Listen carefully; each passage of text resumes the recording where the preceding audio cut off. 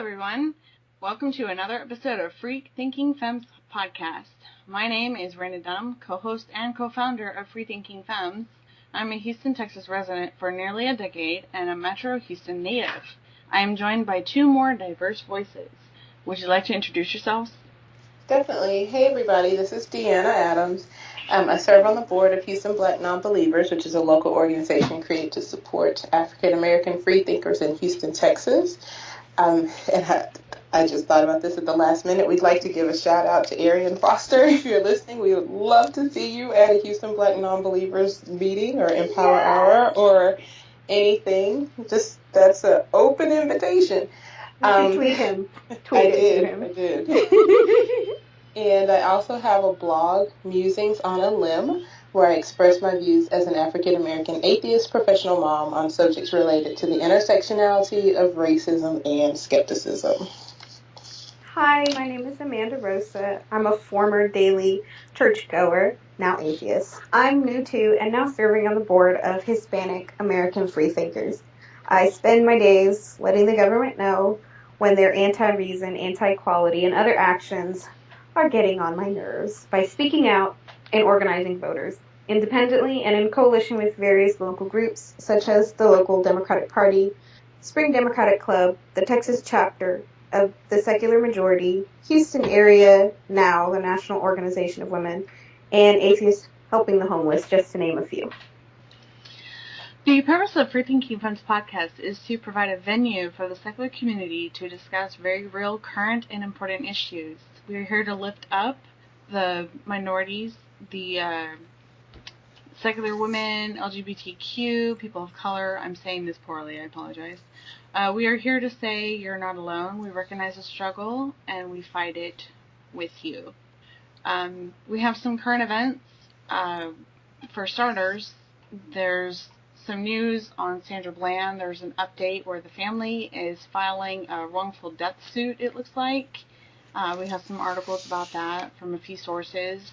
And good. I say good for them, myself, would be my commentary on that.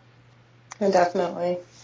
And since the Sandra Bland case, since she passed away in Waller County, not too far from us, there have been, unfortunately, other high-profile killings of unarmed Black people. The Sam DuBose shooting is one of the more prominent ones right now. It was a couple weeks ago. He was pulled over for a front license plate missing by a University of Cincinnati police officer whose body camera was on. And the body camera showed later, because it took a while for it to come out, that he basically shot him in the head at point-blank range. Before the body camera came out, the officer said that he was being dragged by Mr. DuBose's car and he was in fear for his life, which, as we all know, is the key phrase. Anytime you hear, I was in fear for my life, he was coming right at me. Something's not quite right, which is most of the time. But when the footage came out, it showed that Sam DuBose basically turned on the ignition in the car and said, he didn't do anything. And, a lot of the people are saying, well, you have to be really respectful. I'd like to point out that he used the word sir a couple times in there. So, I don't want to hear about anybody saying he should have done this and he should have done that. He basically shouldn't have been shot in the head. So this officer was indicted for murder. The city of Cincinnati braced for riots and unrest and things like that because they had experienced that in 2001. And, they came out, when they saw the video, they came out and said, this is going to be bad. So let's all have peace. We're going to handle it, which was interesting. I'll just use that word. But it seemed to have worked because the same time they came out with the video, they also indicted this officer. So, there was that positive. Right. I'm still waiting for them to just stop shooting. But, at this point, they indicted him. They showed the information. There were two other officers that came up after, and they corroborated the first officer's story, even though their body camera showed they weren't even there. They are not going to be charged, which was a hope for a lot of us because it was kind of that blue code was going on. that they just backed up this officer's story without seeing it for themselves. So he was indicted. He did turn himself in. He did pay. He was on $1 million bond. He paid the $100,000 that night. The record shows his father paid it, but there's some question as to whether he had, one of the GoFundMes or whether people gave money to his cause or whatever. And we've all seen those white supremacist racists all get together and rally around them and defend them even when they're in the wrong. Right, and this guy, I mean, as far as I'm concerned, most of them are clearly in the wrong, but this guy particularly, anybody who saw the video, there was just no way that you could say Sam DuBose did anything to deserve to be shot point blank in the head, just at all. And, the fact that there are still people that are willing to support him, that's really interesting. But yeah, so interestingly enough, also, as soon as he posted bond, he demanded his job back because he had been fired too. He was fired, indicted, and got out and everything. So he's an interesting one. He's not even remorseful, or he's still saying that he was in fear of his life, or he was being drugged by the car, or whatever. And it's just, the evidence showed it just wasn't the case. It was cold-blooded murder. So there's that, and we're following that, and there's some links in the description for that incident. And then also just this past weekend, I think Friday night, early Saturday morning, there was a University of San Angelo, or Angelo State University, I believe, football player. He was a sophomore, going in to be a sophomore this year, in San Angelo, Texas. He was in Dallas for the summer, and named Christian Taylor, and he was shot overnight by the Arlington Police Department. And Arlington is a suburb in between Dallas and Fort Worth. Details are really sketchy on that one right now because, like I said, it just happened. So once we learn more, we can post it to the Facebook. Definitely. But just right now what they're saying is that officers were responding to a burglary call at a car dealership, and when they got there, Christian Taylor had driven his car into the front glass of the dealership, and a quote-unquote struggle ensued, and an officer ended up shooting him. And the officer was a 49-year-old rookie officer who he had just passed the academy, I think, in March. And so he was still under the tutelage of a training officer when this happened. So there's some questions about training and things like that are going on. And like I said, there's a lot of questions in that one. A lot of questions. So. And one of the questions that I would think of, just as someone with a medical field background, is when someone drives their vehicle into something, you have to ask, is there some kind of medical emergency going on that causes them to be disoriented? And when you are disoriented, say you have low blood sugar or a heart problem or something's wrong with you, physically wrong, an illness or an injury, you are going to be irritated. And I'm not saying that justifies it. I'm just saying there's so much wrong with how police handle so many situations, because I've seen it where people with mental disorders or growth delays and speech impediments, they're treated unjustly by police and with force because they're not trained in how to diffuse a situation and back down and really think about what they're doing. They just react on the offensive and don't even consider the possibilities of there may be something else wrong. I think they're still operating on the really bad stigma that we have in this country with people who are not neurotypical, because they don't know how to really deal with that. They just assume that is not even a factor, that they're just being aggressive because they're being aggressive. They're trying to harm you. Right. Not that something is wrong. Because there's something in their brain that they don't know how to communicate, and that is usually the problem whenever they interact with persons that have some sort of brain disease is essentially what it is. You know, the chemistry in your brain is off what is considered typical, and you have to learn how to cope, and a lot of people aren't getting the help that they need to learn how to cope and be able to communicate that with people that aren't them. And we don't even know what happened with Christian Taylor, but once we do hear more, we'll definitely post about it and speak to it and hear more. Right. Exactly. But this is just something clear. We're just conjecturing right now. Yeah. This is just something that came to my mind that, well, even if they did, what if this was wrong? You know? True. Yeah. Okay. But we know that they always make up stuff like, oh, well, they were coming at me, I felt threatened, and it's like, well, no, you need to stop with that racist attitude. Yeah, it reminds me of the South Park episode years and years and years ago.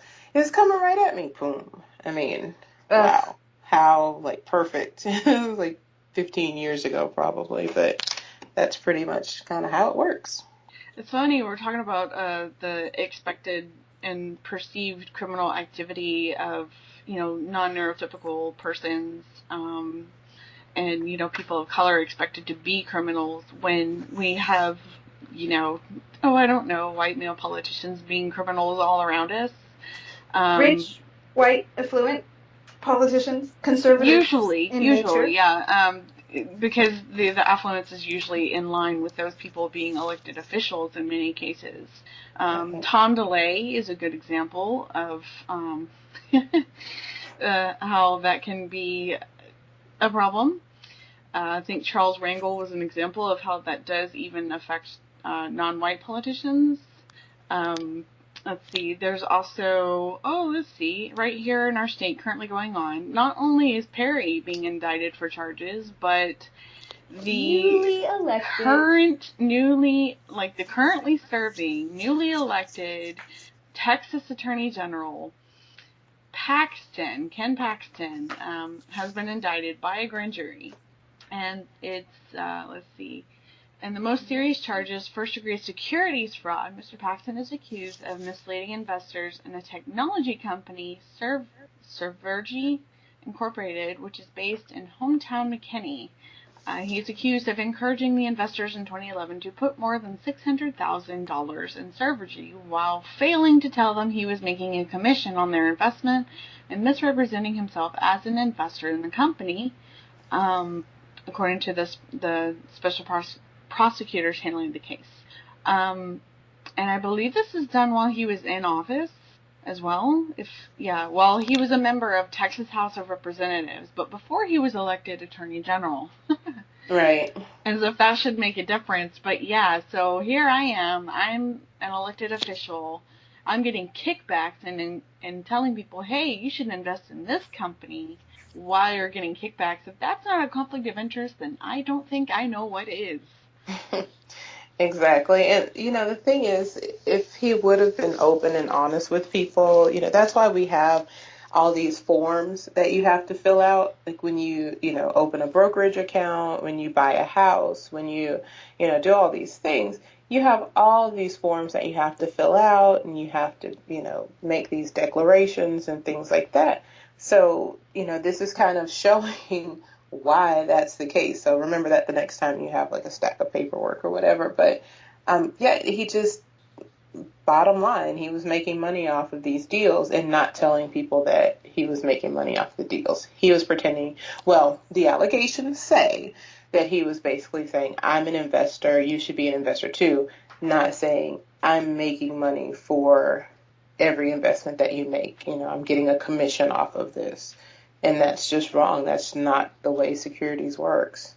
I mean, they sent Martha Stewart to jail for securities fraud. Why are people not, just stop it? Oh, it was the same thing for her? I did not know that. Well, it was similar. Hers was insider trading. Right, insider trading, which is still I thought it was some kind of taxes as well. Or something. I don't know. That's not relevant to what we're talking about right now. We're talking about the white male conservative criminals in our legislature, past and present. Right. Right. And we have to be clear. He has been indicted by the grand jury. These charges are, alleged right now. I don't want anybody coming back and saying, oh, they called him a criminal. and he's going to have to answer for these things. He did turn himself in, and he took his mugshot, and he paid his bail, and he's out. I find it interesting that in Texas law, you can still, even though you're indicted, which we saw with Rick Perry last year, you can still... Smiling and everything in his darn mugshot. You can still continue to serve your elected office. Exactly.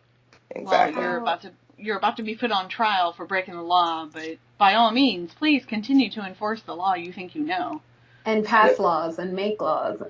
Yeah. Yeah. Priorities, priorities. So the only way that he leaves is if he's actually convicted.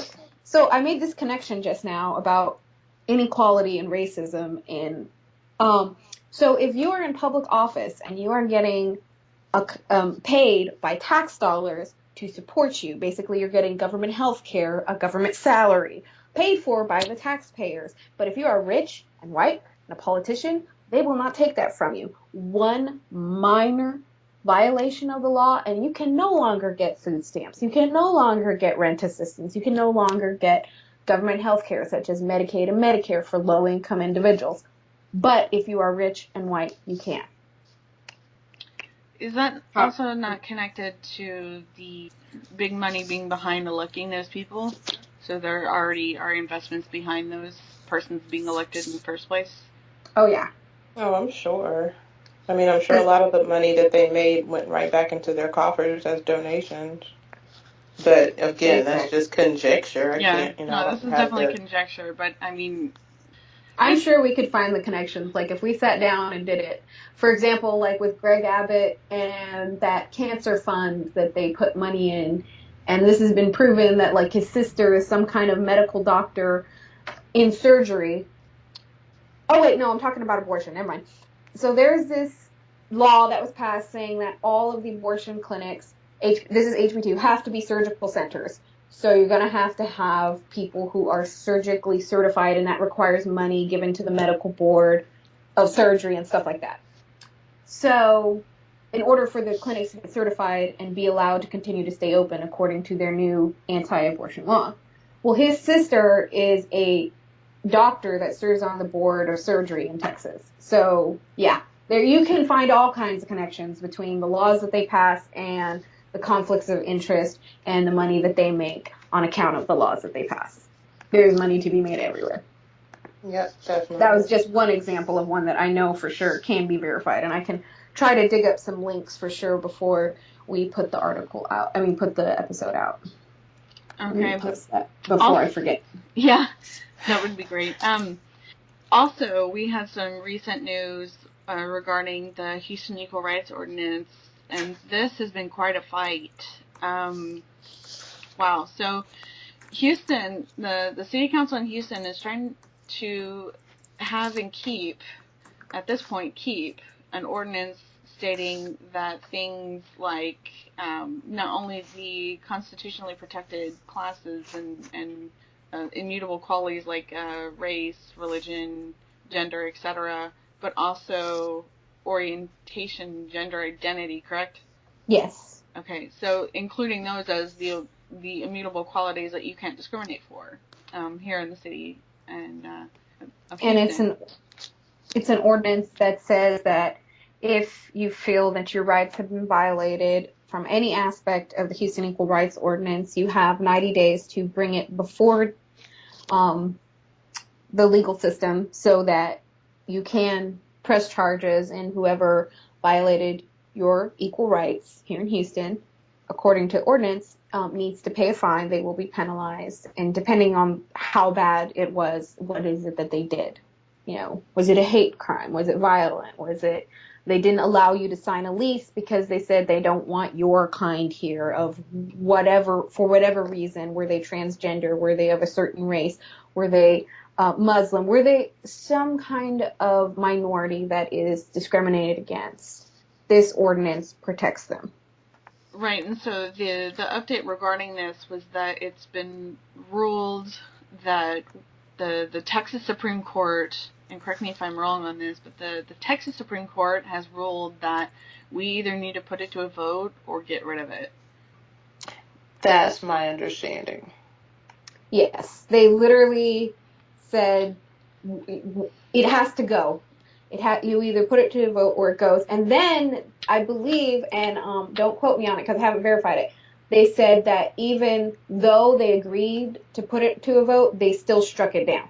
But I can look into that more. I have had a busy week, so I can't. The recent news that I've been hearing all week on like NPR and similar radio stations is that they're trying to create a referendum for the vote.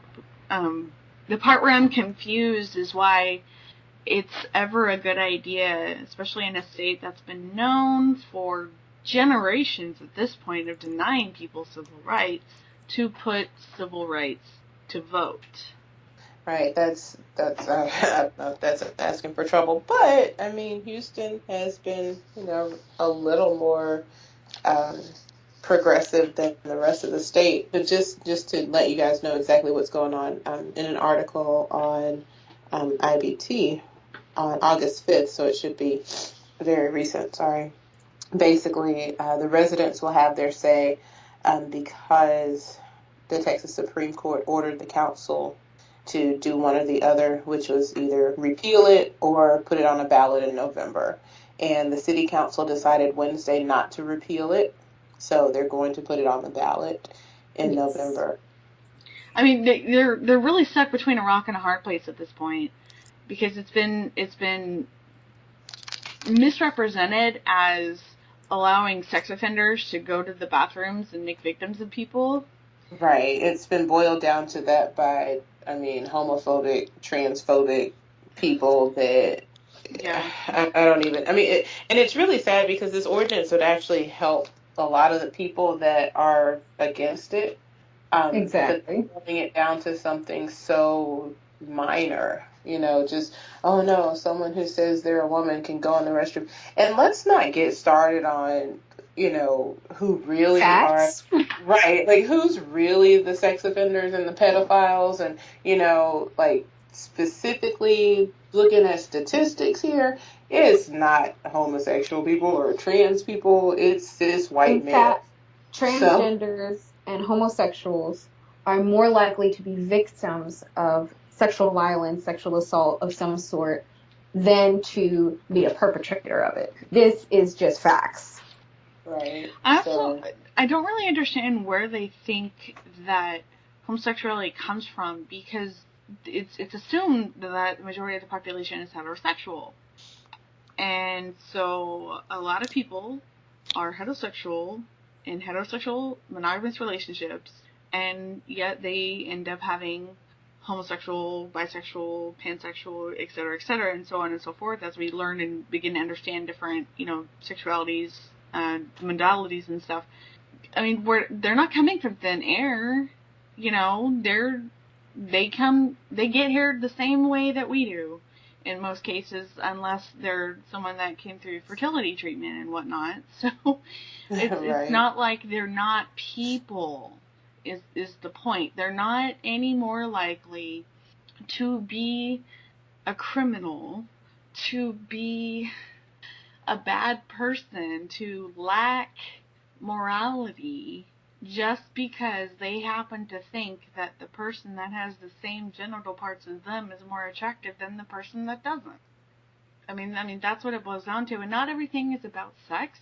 Sex is just a part of some people's relationships, because you can have relationships that don't involve sex, both romantic and non-romantic. And all of this hullabaloo, to use a very southern weird phrase, is just skewing what's really going on here. It's skewing the concept of morality. If you're that afraid that something like this is what's keeping people, and it's not, by the way, from injuring someone, harming someone, then you might need to rethink your mindset on this.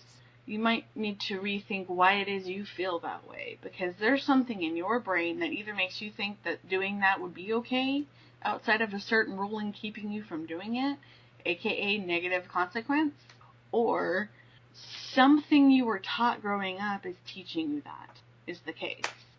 Well, Either way, you might want to sit down and think about that, because that's really scary, and that doesn't mean that you're a bad person per se, but the thought process that involves is bad and is worth of note.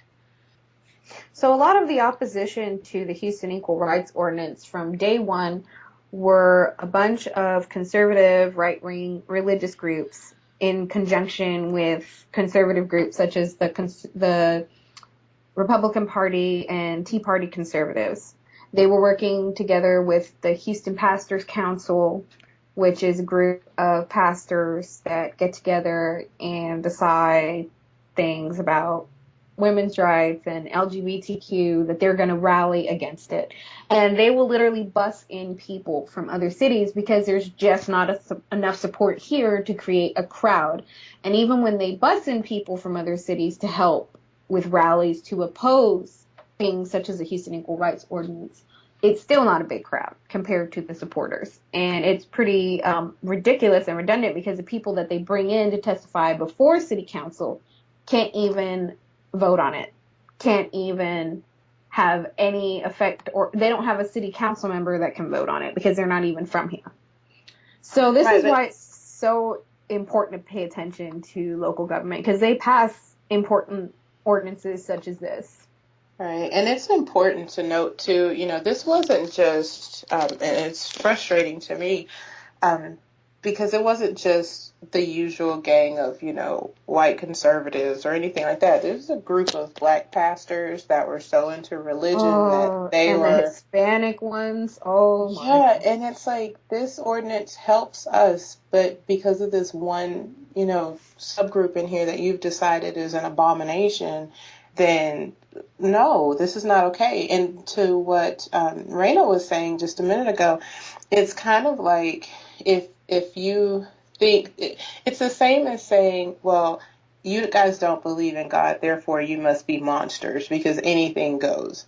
That says, when somebody says that to me, that says more about them than it does about me and my beliefs, because it's basically telling me that if they didn't have their beliefs in their God or their religion, then they would be a stark raving maniac. If that's the only thing that's holding you back from doing, multiple crimes and murder sprees and things like that, then you need to explore that. Something's not okay there. Right. Yeah. And it's all along the same lines. Yeah. And they'll still wear mixed fabric and eat shellfish, but abomination. Yeah, let's not even go down that road. Oh, yeah. There's so many aspects to that too, but it comes down to being told that I'm a monster and I'm horrible because I don't happen to believe in, that any of the gods out there are even remotely believable, much less worthy of worship. I don't do the hero worship thing. I really don't, and I've studied enough history. I think there are enough cases where that has occurred where why is that even a thing? But also it doesn't help when you're taught from the very beginning, from when you're first learning language itself, that is what makes a good person. But being a good person is synonymous with being a Christian, like it is around here. It's just ridiculous, because as I started to learn more things, like, I don't know, just the non-version of history, the rest of history that I wasn't taught growing up, basically, I was like, okay, there are some inconsistencies here, and the more I looked into it, the more I was like, something's not adding up here. And when you ask them, the asking is almost more outrageous than the non-believing in a lot of cases, right, too. So it's just really scary that there's this false dichotomy that somehow whether or not you believe in a God makes you a good or bad person. It's like, no, that's not what it boils down to. Humanity is more complex than that, for starters. There's a lot more behind that. But yeah, it doesn't automatically make you a good person, but generally it also doesn't negate you being a good person either.